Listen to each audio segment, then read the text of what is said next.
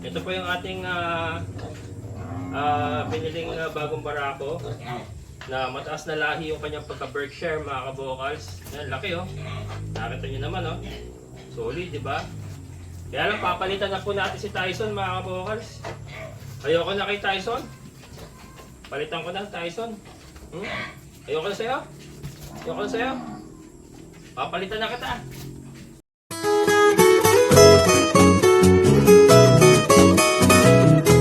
Ayan mga kabokals, bago tayo bumalik, ito daanan muna natin. Nagpapa-update kasi si Doktora may bibilin na Roses Munoz sa loteng kinuha niya. Bukas na.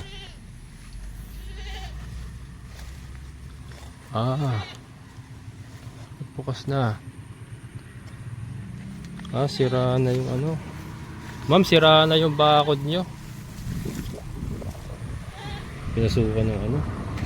Pinapasukan ng kambing. Ayan o. Bukas yung ano. Kanyang pinto. Ma'am, sira na yung bakod nyo dito. Open na pala dito. Bumagsak na. Cyclone. Yung kawayan. Ayan yung poste pala. Ay, nanay na. Inanay na ma'am. Inanay na. Bagsak na po yung isang part dito. Open na siya. 200 square meter to mga kabokals. Aray ko. 200 square meter. Dito okay pa naman. Kaya lang may pumapasok na kambing. Pero in a way okay din naman kasi na control yung ano, yung damo. Pero ano, bumagsak na yung ano, isang part ng bakod. Yan. Poste lang naman yan, itatayo lang uli yan. Naka-cyclone naman yan eh. Papostehan lang uli yan, tapos lalagyan ng balagbag. Tatayo na uli yan. Ayan ma'am. Doktora, ayan. May kapitbahay ka na dito. Boss. Sa ano ko to, kliyente ko to eh. Ano na? Sira na pala yung bakod dito, ano? Wala, bulok na tayo. Bulok na eh. Ha? Dapat yan siya. Popostehan pa ni bago. Doon ano? Umigay na ano? Ay di ba dito sa akin, okay na to. Dito ka pala? Akala ko doon ka sa baba. Ay sa'yo ka. Kaninong kambing yan? Sa'yo yan? Ayan yung kambing na sinasabi mo sa akin dati? Ayan pala. Ano ko to? Client ko itong may-ari nito. Pinapacheck niya sa akin, sira na pala. Baguhin na, pabago na. Oo, pero itong gate okay pa naman to. Malitin na rin yun. Oo, pero ano. Basta kukuhan, ang alabrila okay din. Oo. Ang bumigay lang talaga yung doon, ano. Yung doon, postehan na lang siguro yun. Postehan na lang, pwede na. Sabihin ko sa kanya. Pinatignan lang sa akin. Bumigay na pala yung ano dyan Saan ba yung bumigay? Yung kalsada dyan? Oo, ganun din dyan sa kabila. Ha? Dalawa yun dyan, nagbigayan din. Ano yung mga bato na yon? Ibang reprap din. Pag ipang re-reprap. Oo, tapos dyan susunod. Doon, re-reprapan din doon. Kasi ano na, umano na yung lupa, ano? Wala nang laman yung kalsada sa ilalim, ano? Ayun lang, ayun mga kabokal. So, wala nang laman yung kalsada sa ilalim, yung lupa, umano na. Na dinaanan ng tubig, no? Kaya ganon. Sige, tinignan ko lang. Dadabahan ko sa'yo nun eh. Oo. Ayan, mga kabokals. Ayan, doktora. Yan po yung update sa inyong lote. Bumigay lang po yung portion dun, pero poste lang yun. Papalitan na ng poste. Ayan. Ilan yung kambing mo na yan? 5 na yan. 5 na yan? Yung 3 kong native. Nag-anak na? Buntis. Yun ang unang mga anak ito. Oo. Ako nito ng kastan. May barako ka dyan? Wala. Ako nga sa'yo na ako gusto ko mapa. Ay, kasi hindi ko mailabas yung barako ko eh. Di ba yung nagpunta ka nakaraan sa akin? Delikado kasi ilabas yun eh. Kayo na ko nakikibarako? Ano lang yan, yung... Ayun kay ano? Kay Tata Pabling? Oo, kaya pabili. Ayan, buntis yan. Buntis yan. Sige, hinaka. Ayan mga kabokals. Ayan, dito naman tayo sa ating mga baboy. Kanor! Ayan, update tayo sa ating mga baboy mga kabokals. And then meron akong i-announce mga kabokals. Meron tayong announcement patungkol sa ating mga alagang baboy. Ito yung ating mga fatteners, oh. Mga kabokals, baka may naghahanap po dyan ng lechonin, oh. Ito, oh. Mahaba na po yan mga kabokals, oh, mga lechonin. Binibenta po natin yan. Lalaki po lahat yan, kapon. Nakapon na po natin yan. Ayan po yung mga pinafattening natin. Baka lang po may naghahanap dyan ng lechonin. Kaya lang po, lahatan po lahatan po kasi kumbaga naka-reserva na yan para sa suki natin lechonero. Kaya lang, kung meron po mga kailangan, pwede ko naman po ibigay. And yung kay Andrew, meron din po siyang lechonin sa baba. So sa mga lechonero po dyan, yan, merong available din na mga lechonin si Andrew sa baba. So pwede pong sabay-sabay po yan.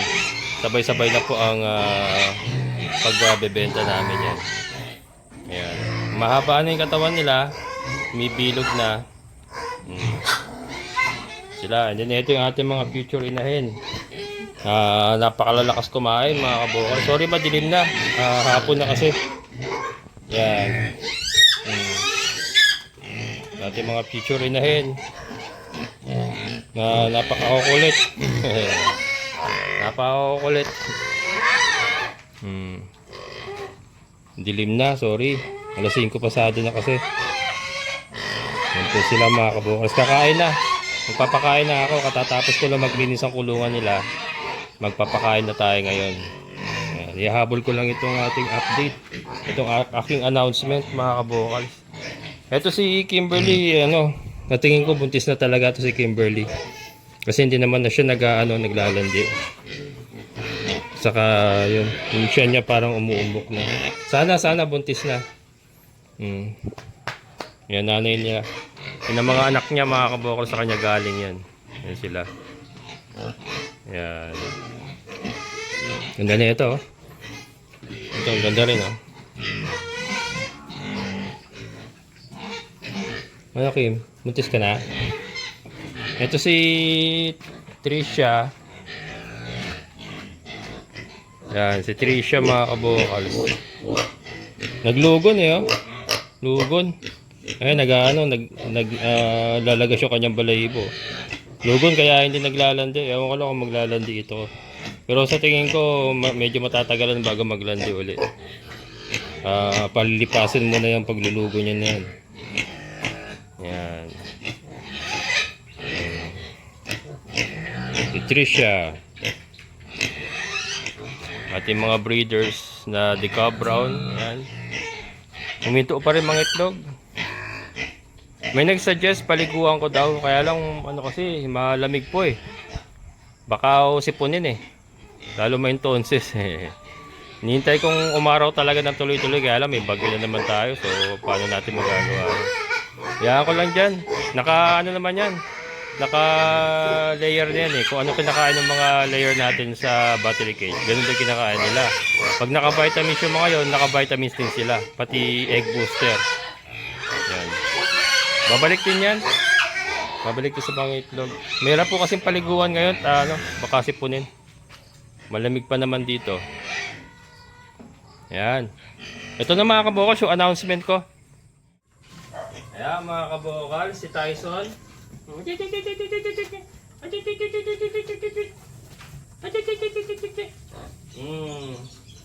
Si Tyson po ay papalitan na natin mga kabokals. Yan, ito po si Tyson. Ito po yung ating biniling bagong barako na mataas na lahi yung kanyang pagka-Berkshire mga kabokals. Yan, laki oh. Nakita nyo naman oh. Solid, di ba? Kaya lang papalitan na po natin si Tyson mga kabokals. Ayoko na kay Tyson. Palitan ko na Tyson. Ayoko na sa'yo. Ayoko na sa'yo. Papalitan na kita. Tyson, ayoko na sa'yo Tyson. Mga kabokals, papalitan na natin si Tyson. Papalitan natin yung pangalan niya. Gagawin natin Tommy.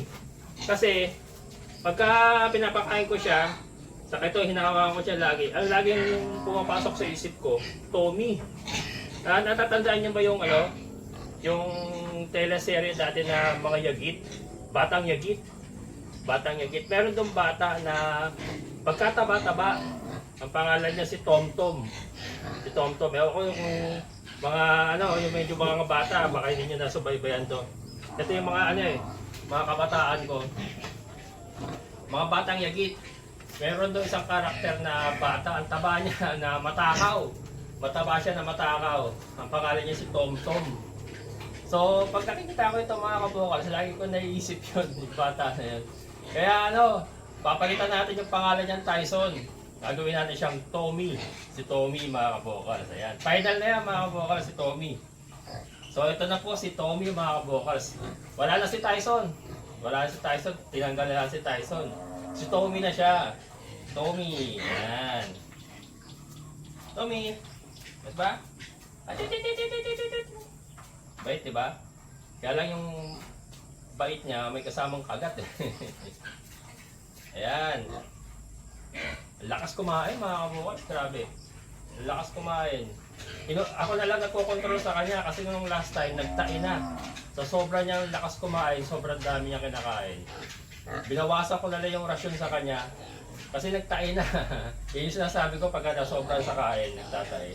So yun, ngayon hindi na siya nagtatay, okay na. Pero yun yung katawan niya mga kabukals, so maasid pa rin Ang problema rito, hindi siya masyado sa Madre de Agua. Sa feeds, yan. Kahit may sabaw pa yung feeds, talagang uubusin niya.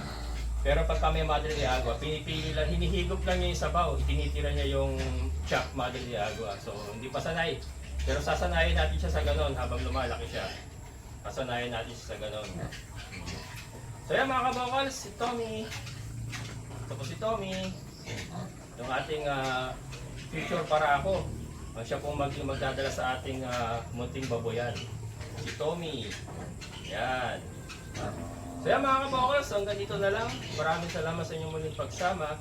Shoutout po kay Ma'am Gina OM. And shoutout din po sa ating kaibigan na Sir Boyet. Siyempre, shoutout din po sa lahat ng mga solid kabukals. Maraming salamat sa inyong muling pagsama at sa inyong suporta. Ayan. And shoutout din po kay Ma'am Babylin Munoz. Kay Doktora Babylin Munoz. Yan. Yan ma'am, na-update ko na po yung lote nyo. Medyo ano na. Sira na yung bakod pero madali na naman yun kasi yung cycle na nakaporma pa rin naman. So yun. Yan. Hanggang dito na lang. Muli ito yung Kabukals Farmer. Yung sabing sabay-sabay tayo mangarap. Pagsikap at kumilos, siguradong ulad ang ating amazing na buhay. Bye-bye!